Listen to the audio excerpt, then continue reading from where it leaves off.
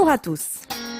Il y a très exactement un an, le tout premier épisode d'Oscillation a vu le jour. Depuis, nous avons écouté des extraits de plus de 45 bandes originales et vu à de nombreuses reprises comment les compositeurs ont mis en musique l'environnement et le scénario d'un jeu. Faisons le point. Nous pouvons faire des observations générales sur plusieurs cas de figure. Les musiques de combat, les musiques de plage, les musiques de grotte et les musiques de l'eau.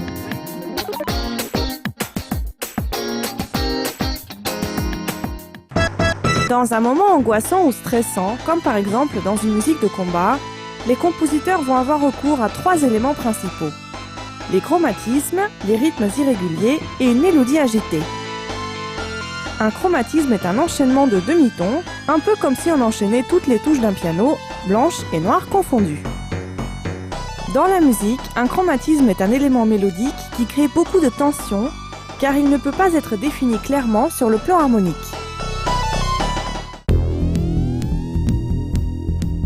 L'auditeur est déboussolé par cette incertitude et son esprit reste ainsi en alerte. C'est pour ça que cet élément est couramment employé dans les musiques de combat. Il signifie le danger. Les rythmes irréguliers remplissent à peu près la même fonction que les chromatismes.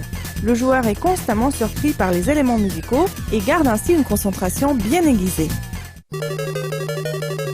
L'agitation dans les musiques de combat parle d'elle-même.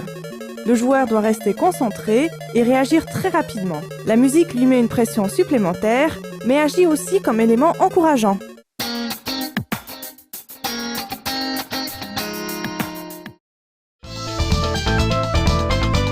Nous avons pu voir que dans les niveaux de jeu qui se trouvent sur une plage, les compositeurs avaient le plus souvent recours à 2 éléments musicaux.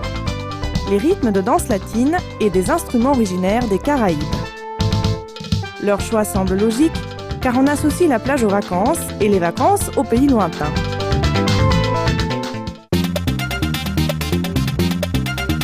Les rythmes employés proviennent de danses comme la samba, et dans les instruments, on peut notamment citer les sifflets ainsi que le pan, une sorte de grand bol métallique joué avec un bâton.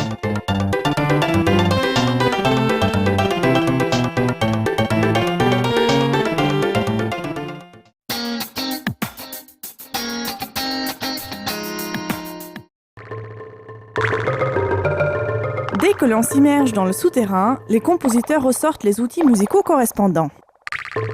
Des timbres sombres et graves, des bruits aléatoires et des échos. Des échos qui peuvent être de vrais échos ou alors représentés à l'aide d'une répétition de motifs dans la ligne mélodique.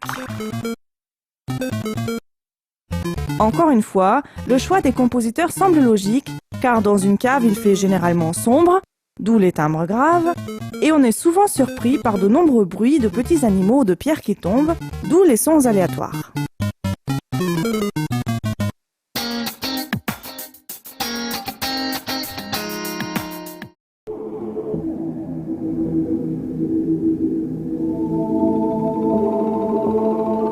Dans la musique accompagnant un environnement aquatique, on peut noter que les compositeurs emploient des mélodies en forme de vagues, avec des liaisons très fluides et parfois un peu floues, ainsi que des timbres doux.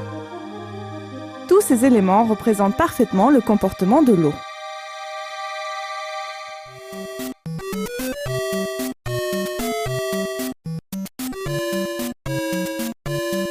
En plus de ces quelques cas de figure bien précis, les compositeurs ne manquent jamais d'imagination pour représenter en musique un environnement particulier. Je vous invite à tenter de décrypter les mécanismes qu'ils emploient. Parfois, on peut ainsi trouver des inventions vraiment dignes d'un coup de génie.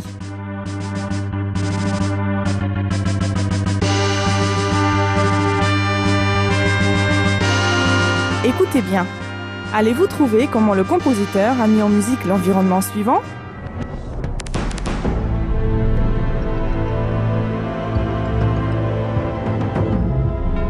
Merci pour votre fidélité et à la semaine prochaine!